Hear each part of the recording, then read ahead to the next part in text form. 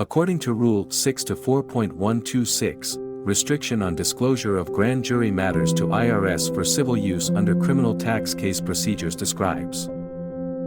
Federal Rule of Criminal Procedure 6(e)(3)(c)(i) prohibits the United States Attorney's Office from disclosing matters occurring before the grand jury to the IRS for use in civil tax audit or administrative collection proceedings.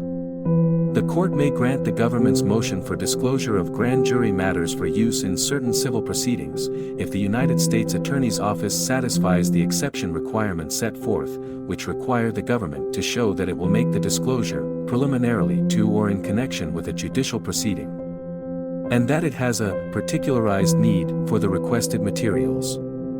Information that is not deemed to be matters occurring before the grand jury may be disclosed consistent with the requirements of 26 U.S.C. Section 6103.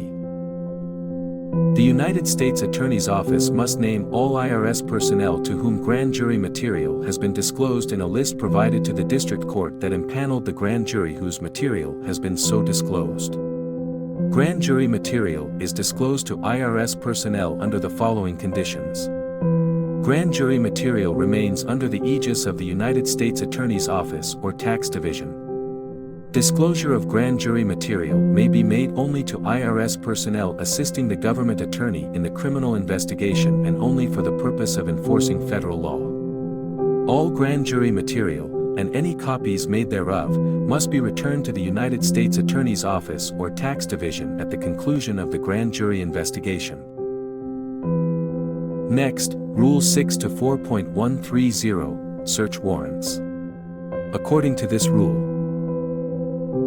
the Assistant Attorney General, Tax Division, has delegated to the United States Attorney and other specified supervisory officials in United States Attorney's offices the authority to approve search warrants in many matters arising under the Internal Revenue laws. A warrant directed at an office, structure, or premises of a target or subject of an investigation. A warrant directed to a provider of electronic communication services or remote computing services and relating to a subject or target of a criminal investigation, and a warrant directed to a disinterested third party owning a storage space business or similar business and relating to a subject or target of a criminal investigation. However, submit a written request and obtain the approval of the Tax Division for any search warrant where the target or subject is reasonably believed to be an accountant, a lawyer, a physician, a public official/political candidate, a member of the clergy,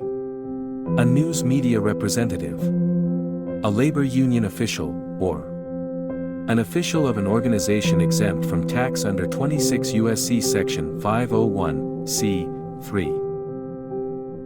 Except as provided above, the United States Attorney's Office must also submit a written request and obtain the approval of the Tax Division for any search warrant directed at an office, structure, or premises of a third party, i.e., a person who is not a target or subject of the investigation.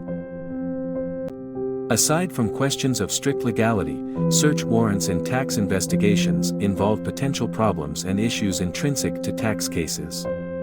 The concept of seizing personal or business books and records as the evidence or instrumentality of a crime is not as direct or simple as the seizure of a contraband. These documents usually contain much personal and confidential information, and these very same documents, which, by their own nature, are not unusual, illegal, or dangerous, will be the evidence of or the instrumentality of the crime to be charged.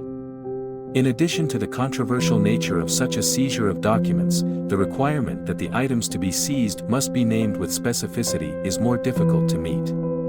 In addition to specifying the items to be seized and the place searched, the warrant must also specify a time frame. If you have any further questions, write them in the comments box, and we'll provide more information.